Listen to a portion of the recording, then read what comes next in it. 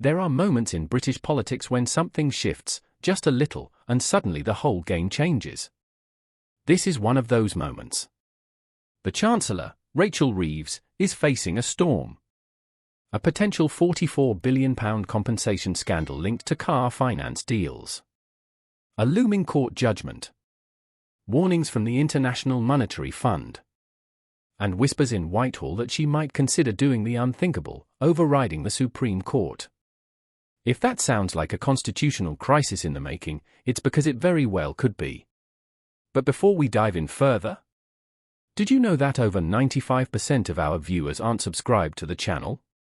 We totally get it. Life gets busy and sometimes it's easy to forget. But here's the thing, subscribing is completely free, and it really helps us keep creating the content you enjoy. So why not hit that subscribe button and join our community? It only takes a second, but it makes a world of difference to us. Thank you for your support. Let's start with the bombshell at the heart of this story. Tens of thousands of drivers across the UK were sold car finance deals, many of which included hidden commissions. Customers had no idea brokers were being paid incentives to recommend particular lenders.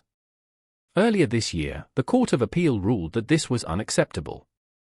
If upheld by the Supreme Court, it could result in £44 billion in compensation payouts. That's not small change, that's nearly double the annual budget for policing in England and Wales. And now, according to reports from The Guardian, Reuters, and GB News, Treasury officials under Reeves are seriously considering retrospective legislation, in plain English, changing the law after the fact, to avoid the financial fallout. If true, this would be one of the boldest and most controversial moves by a chancellor in modern times. You might be wondering, can they even do that? The answer, legally, is yes.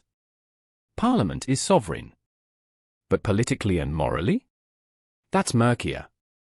Intervening in a live legal process, or reversing the effect of a court ruling, raises huge constitutional questions. It undermines the independence of the judiciary and sets a dangerous precedent. Critics argue it would make the law feel arbitrary, something politicians can rewrite when they don't like the outcome. Supporters, mostly from the financial sector, say it's about protecting market stability. They argue the compensation bill would hammer banks and lead to tougher credit conditions for ordinary people. But here's the crux of the matter: what price are we willing to pay for stability? And who foots the bill, the public, or the lenders who push dodgy deals? While the car finance story simmers, another crisis is bubbling beneath the surface: the state of the UK's public finances. Figures released in July show government borrowing hit £20.7 billion, significantly higher than expected. According to the Office for National Statistics, that's £6.6 billion more than this time last year. Rachel Reeves is trying to present herself as fiscally responsible, the grown-up in the room after what she calls Tory chaos. She's committed to following strict fiscal rules and not spooking the bond markets. But the numbers don't lie. The UK's debt interest payments are sky high. Growth is flat. And the government's fiscal headroom, the space to spend before breaking its own rules, is just £9.9 billion. In that context, a £44 billion court-mandated compensation package looks utterly unaffordable. If things weren't already tense, along comes the International Monetary Fund. In its annual review of the UK economy, the IMF delivered a stark warning: unless the government raises taxes or makes tough spending decisions, it risks veering off course. The fund laid out a few options. Scrap the triple lock on pensions. Charge some users for NHS services. Or raise taxes, potentially targeting high earners, investments, or even consumption. None of these are politically easy. In fact, each would likely trigger public uproar. But the IMF was clear: the government's current plans may not be enough. Britain needs fiscal flexibility, and fast. Let's pause and look at the full picture. £44 billion, estimated payout if the car finance ruling stands. £20.7 billion, July's borrowing figure. £9.9 billion, remaining fiscal headroom before rules are broken. £70 billion, estimated long-term cost if pensions or tax changes aren't made. Add to that stagnant growth and an aging population, and you've got a budgetary headache with no easy fix.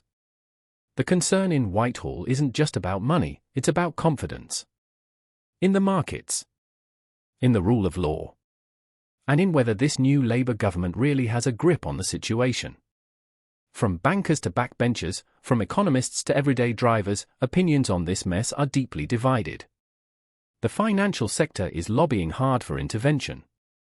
They argue they didn't mislead customers knowingly, that the rules weren't clear. They say retrospective punishment will set a dangerous precedent. Consumer advocates and opposition MPs, however, insist that justice is non-negotiable. People were misled. Compensation is deserved. And if the government blocks payouts, they'll be shielding corporations at the expense of ordinary people. Meanwhile, legal experts warn that meddling with the court process, even to avoid a financial crisis, could backfire spectacularly. This isn't the only area where Reeves is under pressure. Earlier this month, a leaked Treasury paper revealed the Chancellor is also exploring a potential £70 billion pensions tax raid, effectively scrapping certain tax reliefs on retirement savings. That, too, has provoked serious backlash, not just from the right, but from pensioners' groups and Labour backbenchers worried about betraying manifesto promises. When combined with the IMF warnings and the car finance scandal, a picture is beginning to form. This is a government walking a tightrope, trying to prove it's fiscally credible, without triggering political suicide. And the danger? That in trying to please the markets, it ends up alienating the voters who put them in office. Here's the bottom line. Rachel Reeves is now at the center of a perfect political storm. A court ruling that could bankrupt segments of the financial sector. A budget deficit that's worse than expected. Pressure from international institutions to make deeply unpopular decisions. And a credibility gap opening up with voters. Whatever decision she makes, override the court or not, raise taxes or not, will define the early years of the Starmer government. And we, the public, are caught in the crossfire. If you've made it this far, you clearly care about what's going on in our country. So here's your chance to support honest, independent political storytelling. Hit that subscribe button. Leave a comment. Share this video. And let us know what you think. Should Reeves override the court? Are higher taxes the only way forward? Is Labour already breaking promises, or just being realistic? Drop your thoughts below. We read every one. And as always, thank you for watching Echo Britain.